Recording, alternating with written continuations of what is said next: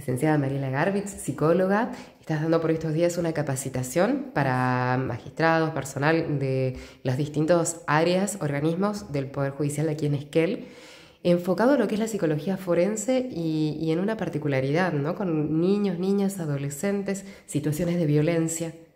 Así es el trabajo especialmente dirigido a lo que llamamos víctimas vulnerables, que son aquellas que están en un lugar de mayor vulnerabilidad, y nos estamos refiriendo a niños, niñas, adolescentes, personas con algún tipo de discapacidad a nivel intelectual y víctimas de violencia doméstica o de género, que necesitan un plus de protección, no porque se les procure un estándar superior al resto, sino justamente para garantizar igualdad en el acceso a la justicia. ¿Y qué es lo que tienen que tener en cuenta los operadores frente a esto? Hay que poder capacitarse en lo que es la perspectiva de niñez y la perspectiva de género dentro del marco de paradigma de derechos humanos que rige hoy todo lo que es el servicio de justicia a nivel nacional, anclado por supuesto en las normativas vigentes y los convenios internacionales que suscribió Argentina y que tienen hoy estatuto constitucional. Entonces hay un estándar internacional que Argentina debe respetar y que se debe traducir efectivamente en los procesos. Y esto a veces queda como muy en la letra, en lo que está escrito. Y no es solamente formarse en lo que la ley establece, sino realmente cómo tenerlo eso en cuenta al momento de operar efectivamente en un caso en particular.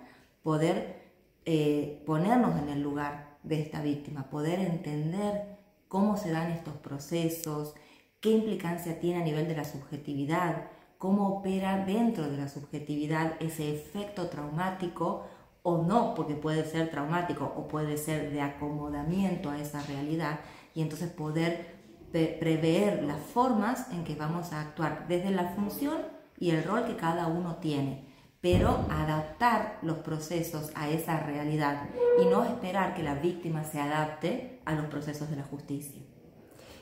¿Cuáles son las últimas cuestiones que se tienen en cuenta? Porque ha habido una evolución en el tiempo del modo en que se tienen que tomar las denuncias, que tiene que ser escuchado un niño o cualquier persona que haya sido víctima de una situación, por ejemplo, de abuso, y para que no se produzca una reiteración, para que no haya revictimización.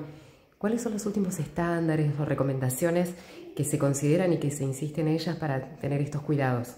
Precisamente esto que vos acabas de mencionar es como la puerta, ¿no? La puerta que abre a todo este paradigma y esta nueva concepción de la justicia. Evitar la revictimización. También, ¿no? No como una palabra encerrada en sí misma, sino como entender en cada caso qué implica evitar o atenuar la revictimización.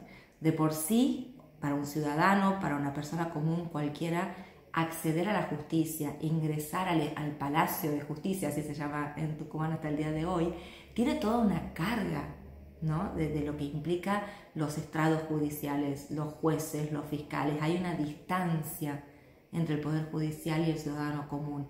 Entonces, el actuar de la justicia en procura de garantizar el acceso a la justicia y la restitución de derechos muchas veces resulta aún más dañosa que el hecho mismo que sufrió la persona.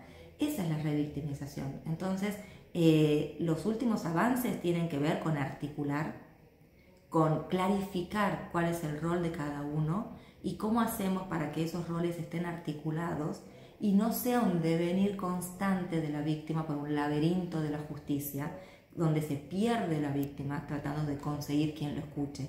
Garantizar una escucha activa, una escucha respetuosa, que se dé en tiempo y forma, cuidada, y que sea una vez, que no se multipliquen las citaciones, las intervenciones, los relatos, sobre todo, obviamente, con especial atención cuando se trata de niños, pero no solo en los niños, en cualquier persona, que sea un recorrido cuidado, protegido. Y actual, podemos decir cuáles son los últimos avances. Bueno, ayer a la tarde me llegó la publicación de la nueva guía de buenas prácticas de UNICEF. Está recién publicada en la página, así que ahí tenemos también para leer y para empaparnos en cuáles son las últimas recomendaciones de UNICEF como organismo, por supuesto, reconocido en todo lo que hace a estos progresos en los procesos. ¿Qué le diría, sabiéndonos de lo que es esta capacitación, a un adulto que toma conocimiento de una situación de vulnerabilidad, de violencia, de abuso que está pasando un niño, una niña o un adolescente y que no sabe qué hacer, que no sabe si denunciar o no, porque le da miedo eso que se abre, ese espacio desconocido y de desorden que se abre o que se puede llegar a abrir después de la denuncia? Primero le diría que lo abrazo y lo entiendo. No es que, porque a veces cuando uno habla, no, hay que denunciar la justicia, hay que confiar en la justicia. Todo para mí es siempre humanizar la justicia y entender que hay siempre una brecha entre lo que está escrito y lo que son las realidades de las personas. Entonces todos sentimos miedo, todos estamos sin saber, todos, incluso los que trabajamos en la justicia, cuando hay un caso en particular, nos pasa lo mismo, porque la pregunta es, ¿cuál es la mejor forma de proceder ante esta situación en particular? Entonces, no es algo inesperado que alguien no sepa qué hacer, por más que se difunda, se promueva, se hagan campañas, ese temor, ese desconocimiento siempre está presente. Pero hay dos cosas que tenemos que tener en cuenta. Por un lado, la vulnerabilidad de los niños depende del adulto.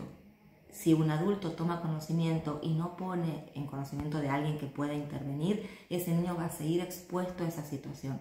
Y todos y cada uno de nosotros somos responsables y tenemos la posibilidad de poner un freno a la violencia que está sufriendo ese niño.